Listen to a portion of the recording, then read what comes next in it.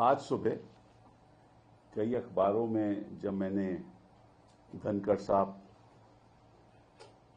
का जो वक्तव्य था, जो स्पीच थी, वो पढ़ा तो मुझे दुख भी हुआ और आश्चर्य भी हुआ, क्योंकि जुडिशियल इंस्टीट्यूशन, चाहे वो सुप्रीम कोर्ट हो, चाहे वो हाई कोर्ट्स सारे देश में हो, उनके ऊपर आज के दिन भी अगर किसी संस्था पे विश्वास है तो जुडिशरी पे है। और मुझे ऐसा लगता है कि जब कुछ सरकार के लोगों को जुडिशरी के निर्णय पसंद नहीं आते तो फिर वो आरोप लगाना शुरू कर देते हैं कि ये हद से बाहर है, और जब उनको पसंद आते हैं तो फिर विपक्ष को कहते हैं ये तो सुप्रीम कोर्ट ने फैसला किया। कोई सवाल उठाए 370 पे तो ये तो सुप्रीम कोर्ट का फैसला था। राम जन्मभूमि की जजमेंट पे सवाल आए तो ये तो सुप्रीम कोर्ट का फैसला था, ये तो सुप्रीम कोर्ट का फैसला था। और अगर हाल ही में जस्टिस पारदीवाला की जजमेंट आई तो ये कैसे सुप्रीम कोर्ट कर सकती है। मतलब कि जो आपको जजमेंट सही नहीं लगे, आपके सोच के अनुसार नहीं हो तो वो तो गलत है, और जो आपके सोच के अनुसार है वो ठीक है।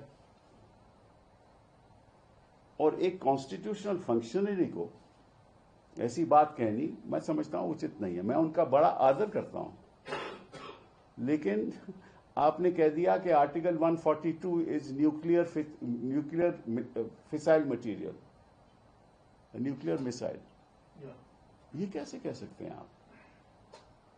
आपको मालूम है कि आर्टिकल 142 के द्वारा सुप्रीम कोर्ट को संविधान ने यह हक दिया है। ये किसी सरकार ने हक नहीं दिया, संविधान ने हक दिया है टू डू कंप्लीट जस्टिस। पहली बात ये। दूसरी बात,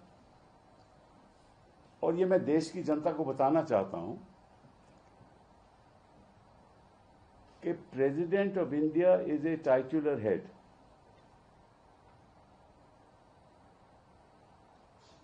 जब प्रेसिडेंट अपनी फंक्शंस करती हैं, वो कैबिनेट की एडवाइस के अनुसार करते हैं। The president acts on the aid and advice of the council of ministers. The governor of a state acts on the aid and advice of the council of ministers in the state। कि अगर कोई विधेयक पारित होता है तो governor के पास जाता है।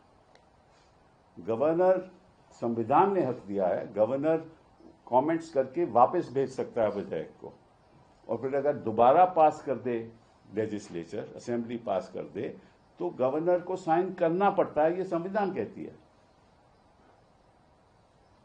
गवर्नर यह भी कर सकता है कि कोई विधेयक को वो प्रेसिडेंट को भेज दे अपने कमेंट्स के साथ कि मुझे ये सही नहीं लगता,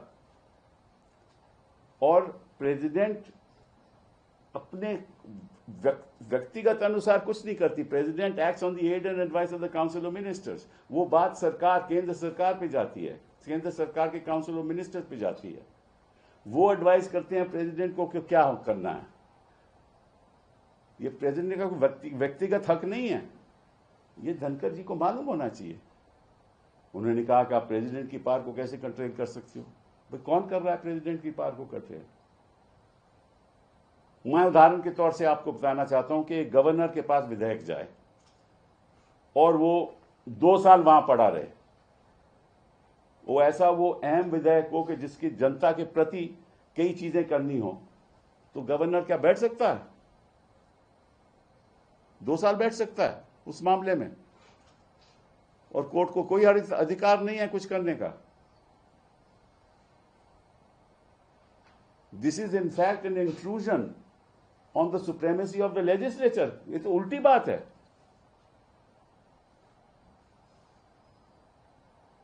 पार्लियामेंट अगर बिल पास करे, क्या प्रेसिडेंट उसमें बैठ सकते हैं कि मैं साइन नहीं करेंगे?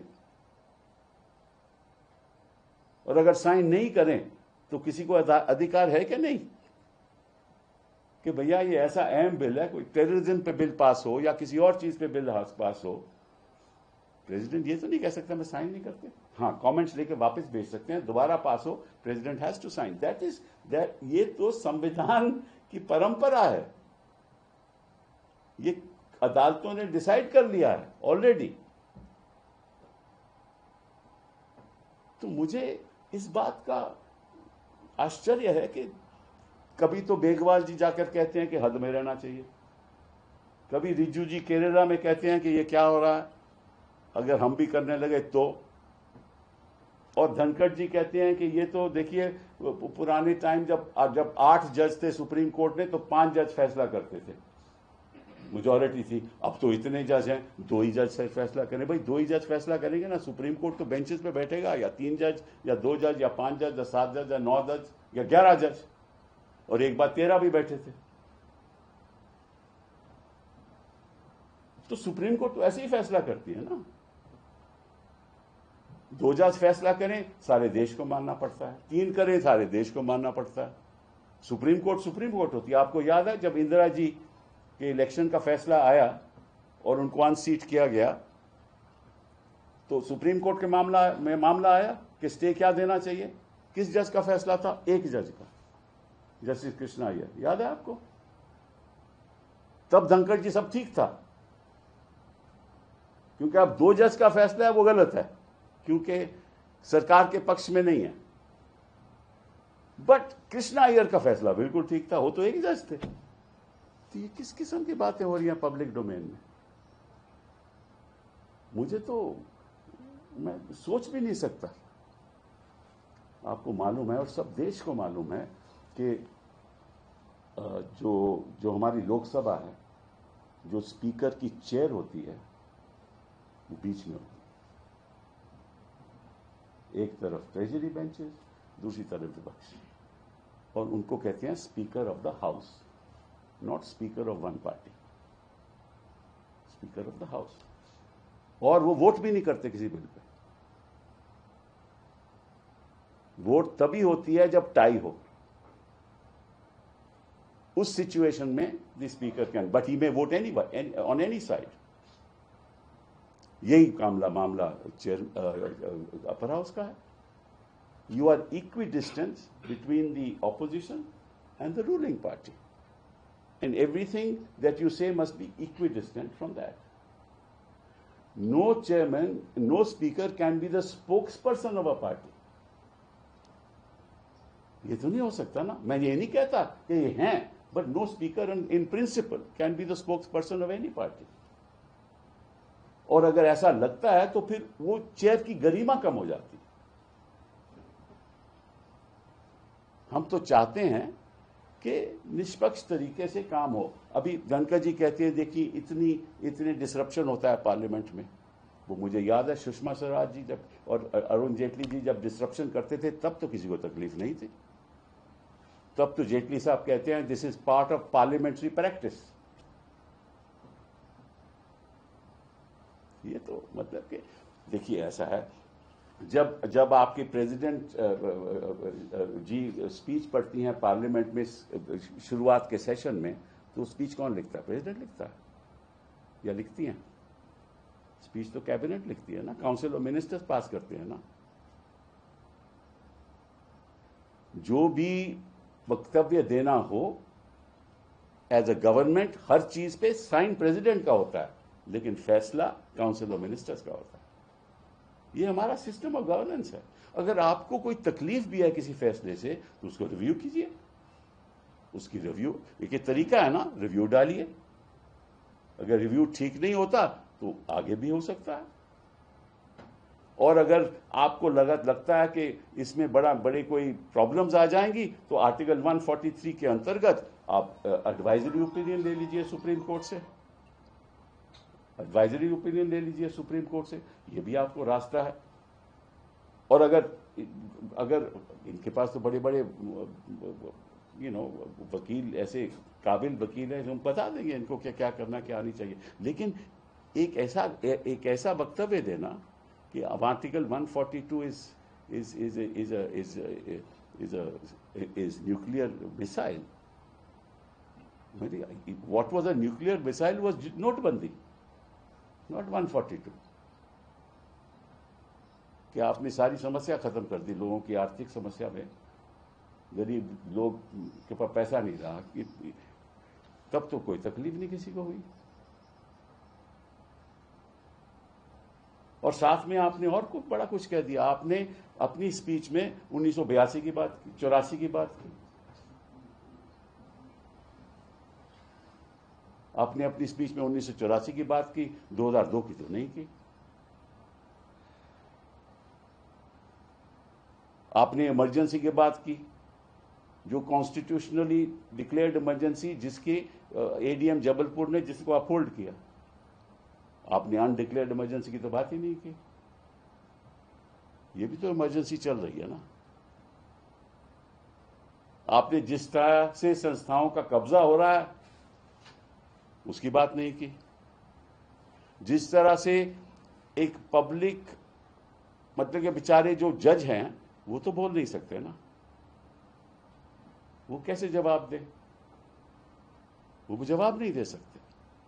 तो आप ऐसे वक्तव्य दोगे, ऐसा लगेगा कि जुडिशरी को एक सबक सिखाया जा रहा है। ये उचित नहीं है, ये संवैधानिक भी नहीं है।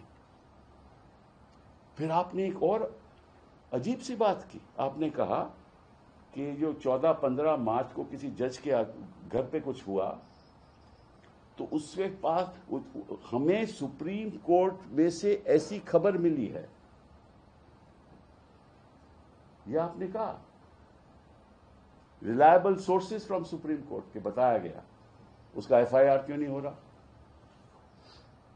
अभी आप तय करोगे वो एफआईआर करना। वो भी एक 5 जजेस का फैसला है वीरा स्वामी का कि एफआईआर तभी होगी जब chief justice of India sanction देगा।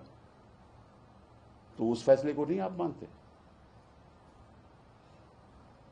अभी जो फैसले हो चुके हैं उनको मानते नहीं, जो क्योंकि आप सोचते हो कि वो गलत हैं, और जो आप सोचते हो सही हैं क्योंकि सरकार वो ऐसा चाहती है तो वो सही है। और फिर आपने ये कहा कि उसके खिलाफ एफआईआर होनी चाहिए, और आज तक कोर्ट क्यों नहीं बताती कि क्या नहीं है? तो कोर्ट आपको बताएगी। ये कोर्ट का एक कर्तव्य है कि आपको जाकर चिट्ठी लिख के बताए कि ये हो रहा है। कोर्ट फैसला करेगी और हम कोर्ट के लिए खड़े हुए हैं। कोर्ट को तथ्य तक पहुंचता है कि किसने साजिश की, किसने नहीं की। और आपको अगर कोई खबर है तो बताइए जनता को, और ये भी बताइए कि किसने आपको खबर दी। ना कोर्ट आपके काम में दखल अंदाज कर सकता है, ना आप कोर्ट के काम में दखल अंदाज कर सकते हैं।